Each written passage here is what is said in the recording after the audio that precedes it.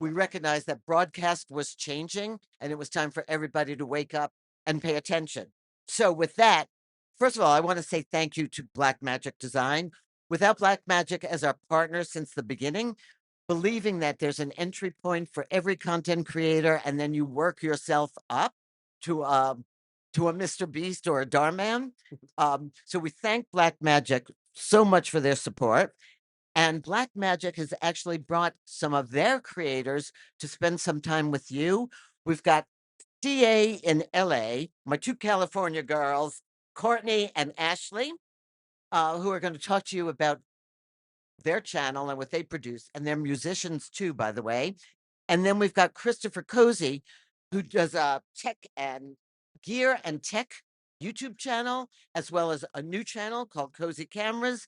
So bringing you all the information you need to know about gear. So it really makes me so happy to close out our last panel before our lunch break with Courtney, Ashley, and Christopher. Thank you. Thank you. Thank you. Thank you. Thank you. Can she introduce us all the time? Thank you so much, Robin, and thank you again to Blackmagic for having us. We're going to be doing a little bit of a soft moderation, but a talk about live broadcasting. So thank you all so much for being here and taking the time. We will leave about 5 minutes at the end for Q&A, and we please always welcome your questions. So to get us started, for our lovely constituents up here, when you first started building your streaming setup, We should introduce ourselves. Yeah. See, I thought that Robin did such a great job. Yes, good thing.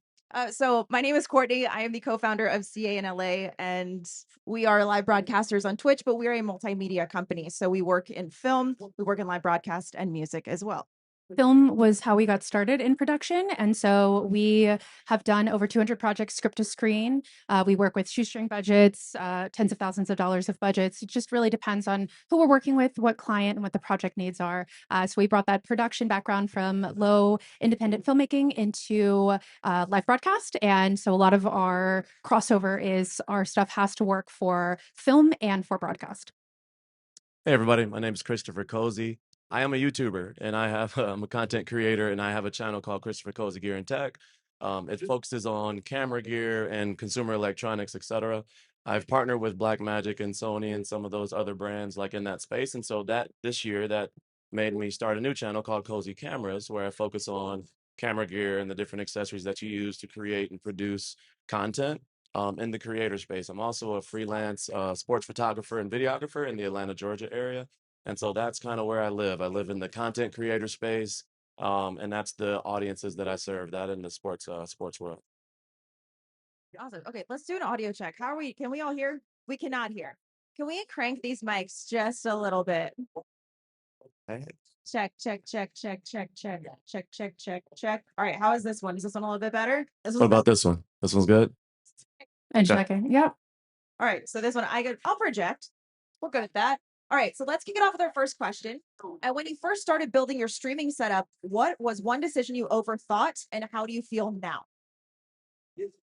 The biggest thing I think that most people overthink when they're first starting their streaming setup is the camera. I think a lot of people focus on what am I going to look like, and do I need the 4K camera and 4K 30 and all those particular things. I did the same thing, but at the end of the day, there's other things to focus on, and I think you can start with a cell phone. Like literally, there's a lot of different ways to start a streaming setup, and so I think the camera is the biggest thing that I overthought when I first started producing content. Yeah, I would agree. Camera is huge. So we have been live broadcasting on Twitch for 8 years now. So we've seen the waxes and wanes of creation, but camera every single time is like, you can get a webcam. It's going to look great for $100, $200. You don't need to go to the DSLR or mirrorless. That's going to be a couple $1,000s. Mm-hmm. I also think one of the things that creators always overthink is, okay, how am I going to make this my full-time job? How am I going to be able to leave? And this is what I'm doing full-time. And the problem with that is you haven't decided, or thank you, is that you haven't figured out if it's sustainable yet. You haven't figured out what you're able to produce that you can do day in and day out, which is the number one thing I would say when creators want to get started. It's really nice to do the bells and whistles and put 100% into your video, but then you have to sustain that. So I always say the consistency is the best practice over perfection all day. So keep that in mind. And our second question is, what's broken or imperfect in your setup now, or something that you work around? Because believe it or not, streaming setups are imperfect. Yes. Ours is really niche to Twitch, but we have broken alerts. So when someone donates or gives money, it'll play a sound alert that's hilarious twice, and it sounds muffled and reverberated. And so it sounds horrible, but it's hilarious and it's turned into something in our channel. So we've really embraced it. And what was the second part? Yeah, we work around that instead of fixing it just because it's lore in our channel now.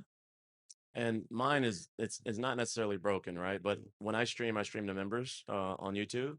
So I'm streaming to, behind the scenes content and things like that.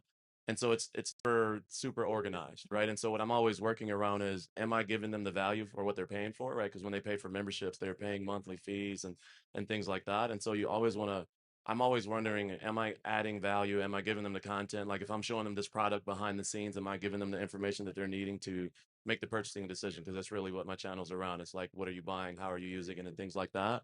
And so I'm always wondering, am I giving that, perfect value? Am I organized? Am I, um, are they seeing me the right way, et cetera, et cetera. So it's pretty much, the intangible sections that I'm always working around because my setup is pretty simple. So it's more or less the intangible stuff that I'm focused on. I just want to jump into with the broken alerts. It's meant to say that if something's broken, it's okay if it's not fixed. Just lean into it and find a way to make it a bit. I agree. Leaning into the imperfection is really important. It makes you human. It makes you seem not as overproduced. And another thing that Ashley and I consistently work around, because we use our film gear from streaming to our film set. So we are constantly moving things back and forth, which means we are never cable managed. Ever. There are hundreds of cables all over our studio all the time, and that is okay. So for pre-stream and post-stream, because taking care of yourself is really important, we all know as content creators, a lot of the time we are just running ourselves into the ground and we are saying self-care doesn't matter. So if we have any sort of routines, pre-stream, post-stream, what do those look like? And what do we think would be beneficial? Yeah. The thing that I usually do is I check all my tools, right? So I'm checking my audio, I'm checking my camera, I'm checking to make sure that I can log into Ecamm. I'm making sure that nothing's broken as far as like getting ready to go online. And that's pretty much my standard. I kind of sit down with my coffee, I sit there for a second, I kind of take a deep breath because you don't know what type of energy you're gonna have to bring to the stream or what type of questions are gonna be answered or asked. And so again, if I'm sharing a product or if I'm talking about a specific subject or brand or, Sony cameras was really big last year. And so like if we're talking about the FX2 and how that's going to be received, I do a little bit of research to make sure I have my, points of information ready to talk about and talk through. But for the most part, my process every single time is very consistent. I'm habitual by habit. So I sit down, drink my coffee, look at my points, check my audio, check my mic, check the levels on the screen, make sure you can see me, and that's pretty much what I do every single time I start a stream.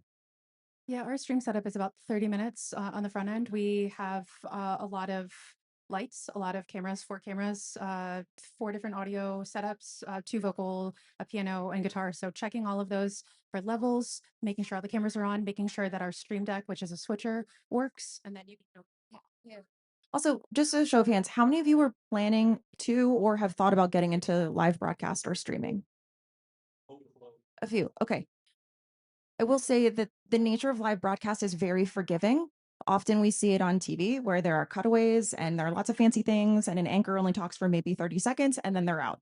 Live broadcast, especially on Twitch, is not like that. So deciding what your stream is going to be about, what you can sustain, and if things fall apart or if you're not feeling comfortable, Twitch really values authenticity. And so if Ashley and I need a second, or if something bugs with our tech, we lean into it and we say, all right, we need a sec, which really does lean into our pre-stream ritual because we know that Twitch being as forgiving as it is based off of the show that we've created, it gives us that time to say, all right, something's going to mess up, but we're going to try our best and go into the stream with open eyes and with the most experience and preparation that we possibly can. It's the after stream part that we're trying to prioritize taking care of ourselves a little bit more. It's really hard to be so high octane and perform for an audience because people forget that live broadcast is entertainment. Yes, you're having these conversations with the person across the screen, and for them, they're sitting on their end doing whatever, maybe eating or they're in their pajamas, and you are an entertainer, and that takes a lot out of you at the end of the day. So Also, we work from home. So our studio is in our living room, which means it's really difficult to disconnect at the end of a stream. So we always prioritize snacks and figure out like what those things are to look forward to at the end. And then one day we said we were just going to bring a curtain in there and close it, but we're really trying to work through those things. So snacks is always good. And then making sure you are always drinking a lot of water. You'd be surprised how many times you sit down for a live broadcast. Ours are anywhere from 4 hours to 24 hours. Yes. And we're like, hydrate. We have a hydrate break. Everybody needs to drink water. So take care of yourself and be open about that. Okay. So for our next question, we mentioned sustainability in our description. We do. And what does that mean to you technically, financially, or creatively? Yeah. For me, sustainability, like when I think about my setup and where I stream from, it's the same. So I don't, thankfully, I don't have to switch anything around. Like I have my Osbot Tiny 2 camera, which is a webcam. I have it on a tripod stand on my desk. I have a I do reviews for consumer electronics, so I have a ton of microphones. So I have a USB microphone that's always plugged in just in case, my wireless microphone stops working. I have a shotgun microphone that's above my head, in case I need to turn on my field recorder, like if I lose audio or something like that. And then again, it's my main desk setup. So I just sit down and so it's always ready to go. And so that's the biggest thing for me is that I can always get going really fast, really rapidly. And so that makes it easier for me to stream because sustainability, the more roadblocks you have in the way, the harder it is to get started and the harder it is to overthink, the process and how difficult that is. And so having, my setup the same every single time and consistent, the same pre-process that we talked about a second ago allows me to just sit down and get going. Right. And so that way I don't have to think about it. And from a technical standpoint, again, like my camera is always in the same spot, everything's connected. So I'm just doing short checks every time I get started. And that took me a while to get to that point. I started my YouTube channel with a cell phone in the gym, doing gym stuff. And then eventually I moved into tech and started getting nice gear and stuff like that. But over time, I actually stopped using the nice gear and I started using the things that made it easier for me to get going. So I stopped using my, Shure microphone and I started using a cheap $100 USB mono microphone because I can plug it right into my MacBook. And I started using a webcam instead of using a mirrorless camera because it's not going to overheat and I don't have to worry about compatibility with the different, software that I'm using and things like that. And so sustainability for me is really like, what's the minimal viable product, the thing that I need to produce something decent without having to worry about it every time I start.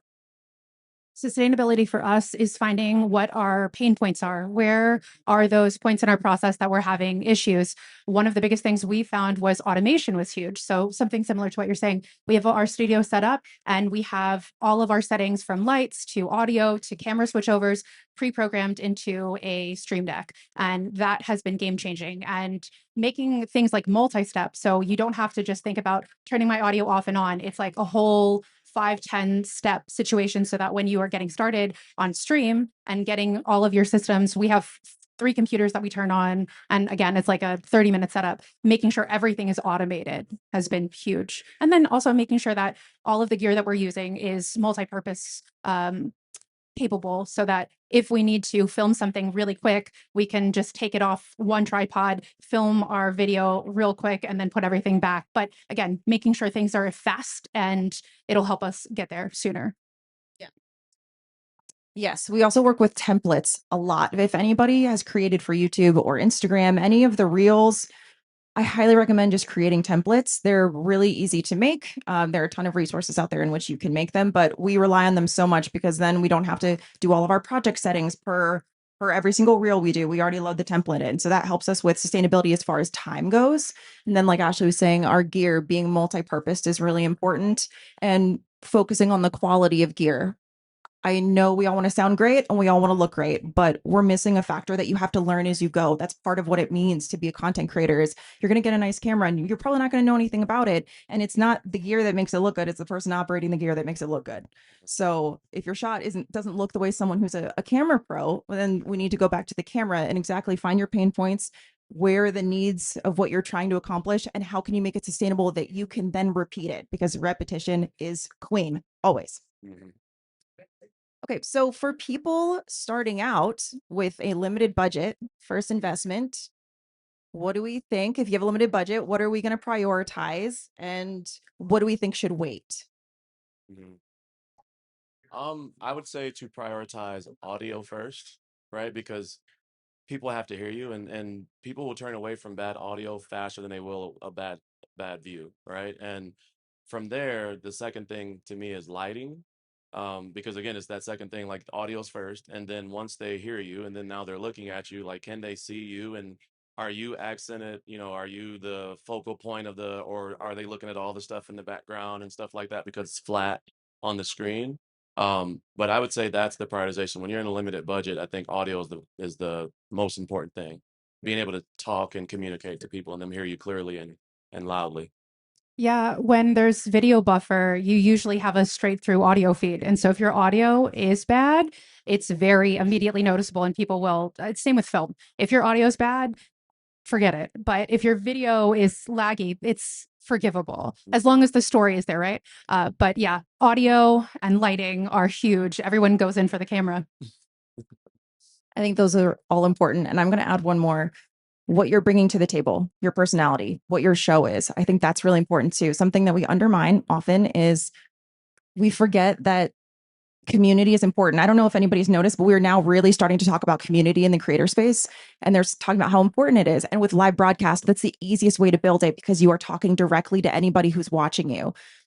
And so your content or your show is really important. Your personality is really important because people will forgive a lot of things. There's the hook that you bring them in on of camera and audio, but some people will be like, you know what? I don't even care what your camera looks like. I just really like you as a person and I like the art that you're creating. So don't forget to do that as well and prioritize yourself and what your show is about and what you're trying to, whether it's educational or lifestyle or whatever the thing is, focus on what you're really passionate about to then make it equally sustainable. Mhm.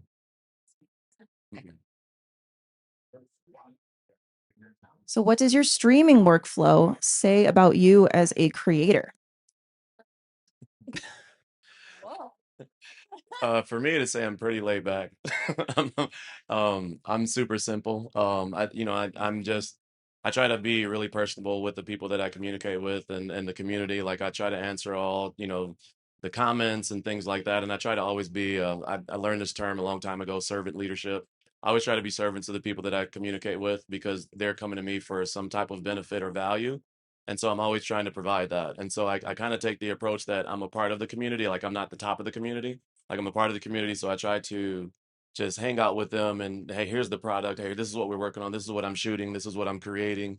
What troubles are you having, and etc. So my stream pretty much that's who I am. I'm just kind of laid back, Leonard Skinner, simple man. So We're also very community forward. Our stream is literally here. Hi, Johanna. And people from around the world are here tuned in and with us right now in this experience, which is really awesome. So, very community forward. We're very wholesomely chaotic and we're very multidisciplinary, weird girl art. So, 1 minute we'll be chaotically laughing, and then a really weird sound alert will go off. And then the next moment we're harmonizing and like putting you to sleep. And then the next minute we're playing a short film, and then the next time we're working on really cool wood burns and crochets. So just we contain multitudes and we've leaned into the variety essence, which is very much how we've lived our life.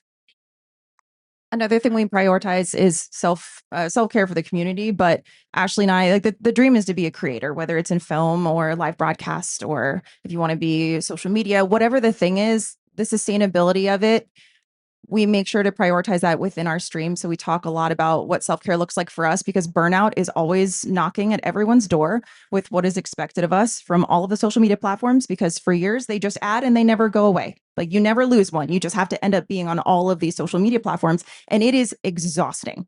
So we talk about that a lot and what our process is in film and being very transparent with the struggles that we have. So I'm actually going to riff a question because I talked about all of them already, but burnout. I think it's really important we address this. And when people want to get into social media creation, burnout is always on the back of someone's mind of like, what if I can't do this? Like I cannot sustain. So as far as burnout or thoughts on the multiple social media platforms, are there ones that you choose to prioritize, ones you choose to ignore? How do you go about this ever-changing landscape with all of the social media platforms and live broadcast platforms ever changing and ever adding?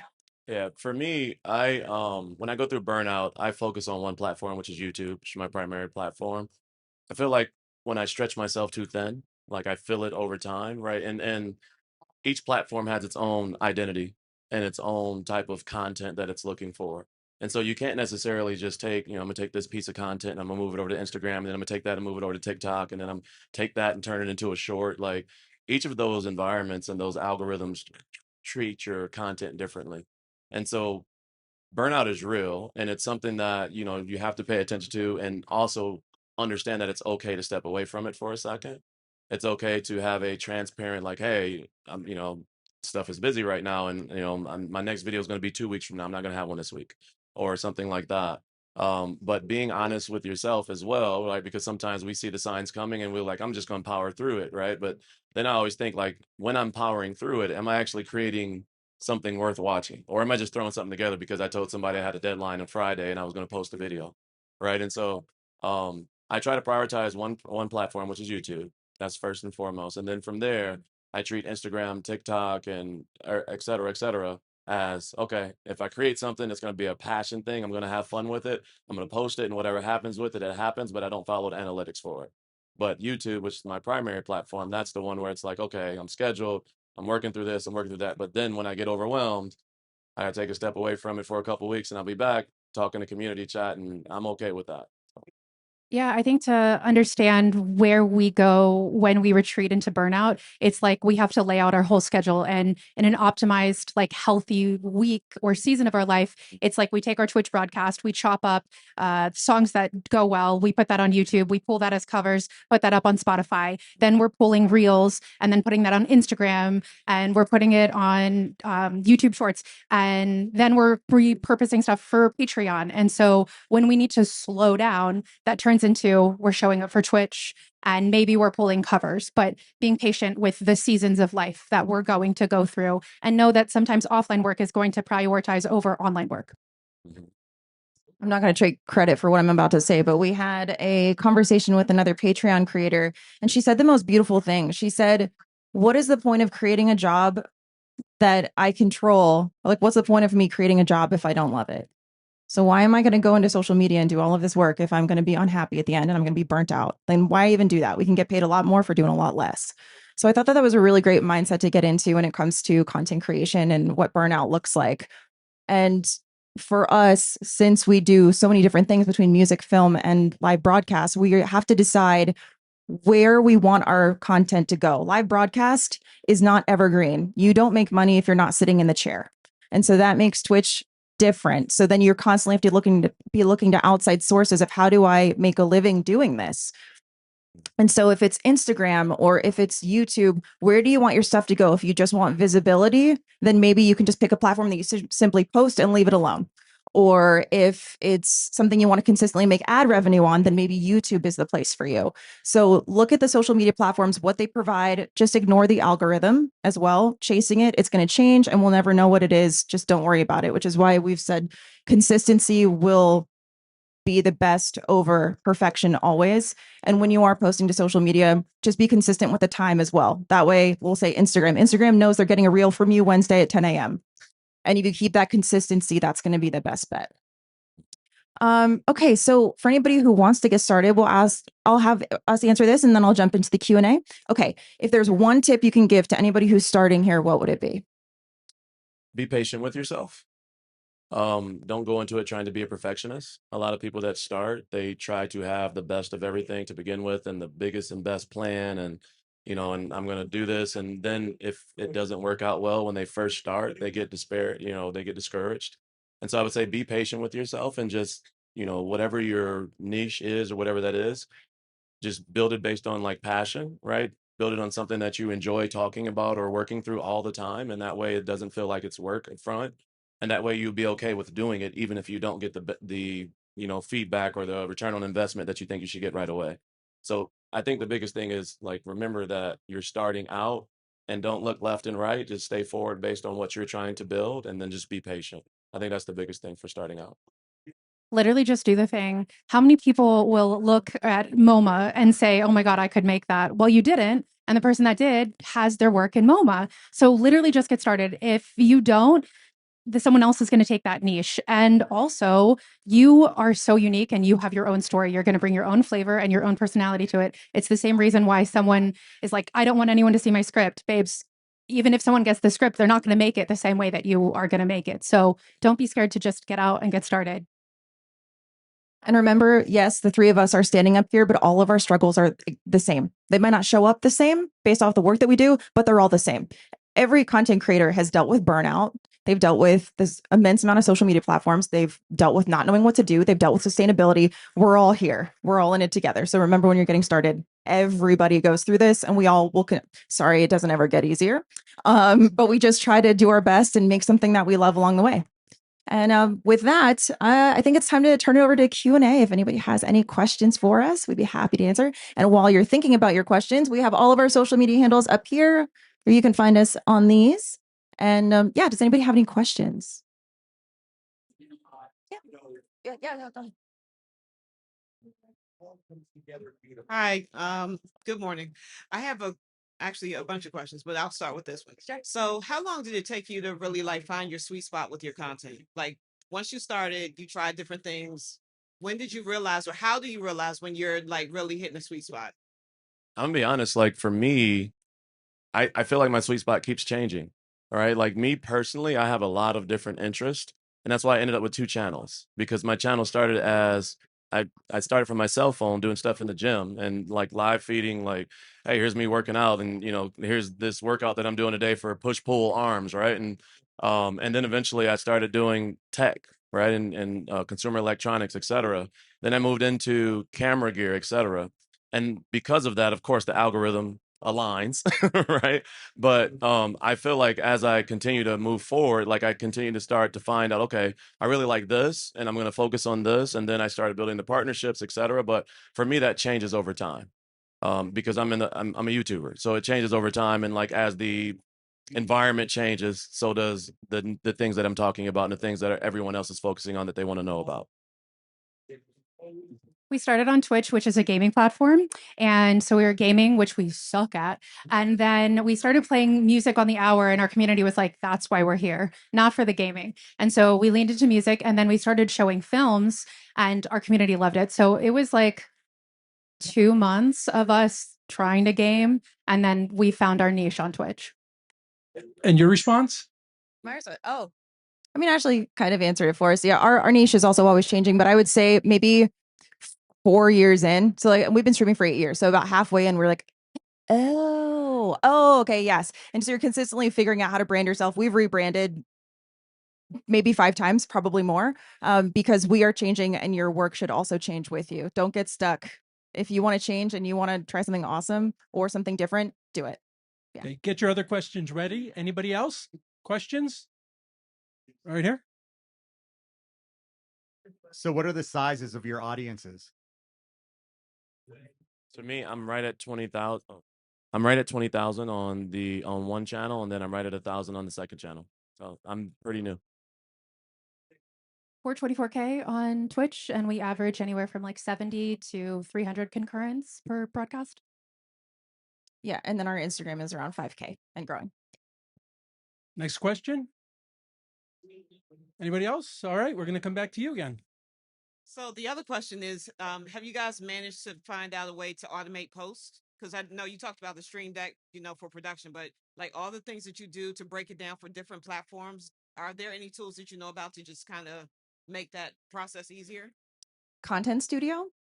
That is really good. Then we use it often, but that allows us to post to Facebook, Instagram, Twitter, Blue Sky. Yeah. And you can customize each post per platform within the same post. So Content Studio is really great. Anybody different, or we stay with the nice young lady over here? Okay, your show, man. Okay, I got my own show. All right, so how easy was that? All right, so next question is, how do you manage like expectations of your audience when you're burning out and you feel like you're doing too much? How do you kind of like ride the wave with them? For me, YouTube has the community post feature, right? And then also I do streams for my members. And so I talk about it. Like I talk about it openly. I'm outside of this. I'm not a full-time content creator, right? Outside of this, I'm a program manager for a tech consulting company. right? And I'm a basketball coach, and I and so I'm extremely busy, right? And so because of that, I'm open about my kind of like my time constraints and things like that. I even talk about it in some of the videos. I do the community post, and then like people, there's a feature in YouTube where they can actually post in your community as well. And so in that section, we'll do the community post, but then on Instagram as well in the stories, I'll say like, hey, I'm a little burnt out, so no video this week, video coming next week, blah blah blah. But with YouTube also, you can post things ahead of time and then it goes on a schedule. So like when I'm burnt out, then I can have something go that's scheduled. Quickly, in the last 30 seconds. Go, please. Okay. Handling burnout. Yeah, we're very transparent. We will always do our best to do as much work on the front end so that way it can trickle out, and the burnout will happen probably right after we've made that much content, and then we'll say, hey, like guys, we just need a second. We are supposed to stream when we get home, and like we might just sit and breathe for a second. They always want you to take care of yourself so that you can show up and be your best. That's why they're watching in the first place. It's because they love what you do. When you are not taking care of, your work starts to decline. So just be as honest about it and transparent as possible. You guys are awesome. And can I just say, I love that somebody in the audience became the MC. Thank you. And Juliana Braste, what time is your panel tomorrow? Because these guys should know. Do you know? Is it today? Tomorrow. So tomorrow, NAB is actually talking about burnout, talk about negotiating contracts, talk about bookkeeping. NAB is launching a creator VIP program. It's actually live now, and content creators can sign up for it. Right now, the first benefit you get is media waivers so that you are not legally liable, like for anything that it's so little steps like this, like you being up here talking and sharing, are so important to this emerging, burgeoning economy. So thank you so much. And we have a treat. If you want to know anything about lighting, we're going to be joined by Larry T and Platypod for a quick demo before we go into our lunch break. So stick around. Thank you. Right now, if one extra minute,